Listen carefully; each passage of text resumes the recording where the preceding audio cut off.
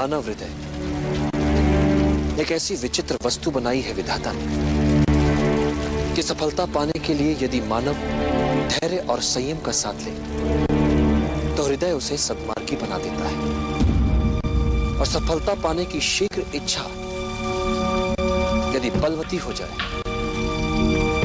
तो यही हृदय उसे कुटिल बनाने में क्षण भर भी नहीं गंवाता।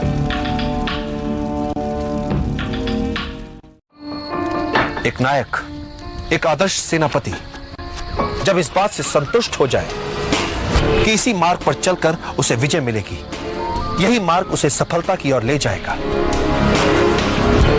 तो फिर उसे दृढ़ता के साथ अपने निर्णय पर टिकना चाहिए।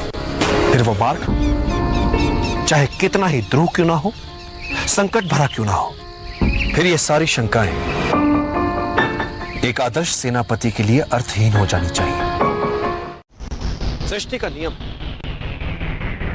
जिस तरह के विचार हम अस्तित्व को संप्रेषित करते हैं, उसी तरह की ऊर्जा अस्तित्व द्वारा हम तक पहुंचती है।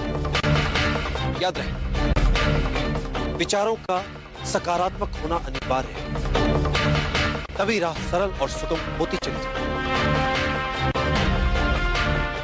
पेड़ों को जानकर हम धैर्य का अर्थ समझते हैं, घास को जानकर हम बने रहने का हट समझ पाते हैं।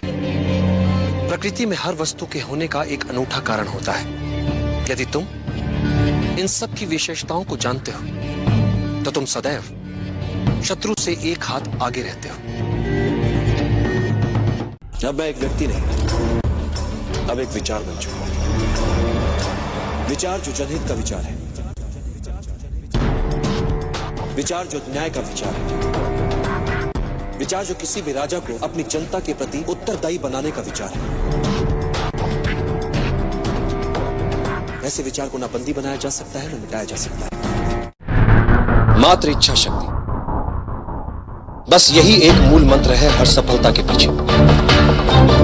इच्छा करो, दृढ़ता से चाहो और फिर उसके लिए मर मिटो। विजय सदा तुम्हारा वरण करेगी। यदि तुम एकाग्रचित हो सको, अपने शरीर के साथ साथ अपने मन पर भी अधिकार कर लो, तो एक साधारण शरीर भी असाधारण कार्य कर सकता है, चाहे जितनी पीड़ा हो। यदि तुम्हारा मन उस पीड़ा को माने ही ना तो। इतिहास में ऐसे कई वीरों के विवरण हैं जिनका सर धड़ से अलग हो गया, किंतु वो युद्ध में लड़ते रहे, रक्त की अंतिम बूंद तक लड़ते रहे। उन योद्धाओं को गौरवान्वित करो, बता दो उन्हें कि अब तुमने संभाला है उनका उत्तरदायित्व। अपने लक्ष्य की प्राप्ति के लिए पूरी निष्ठा से एकाग्रचित होना ही पड़ता है, और जो आवश्यक भी है। किंतु यदि ऐसा ना करें तो हमारे विरोधी, हमारे शत्रु हमें जीने ही नहीं देंगे।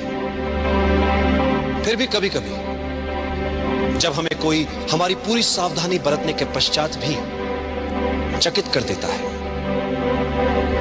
तो अच्छा लगता है।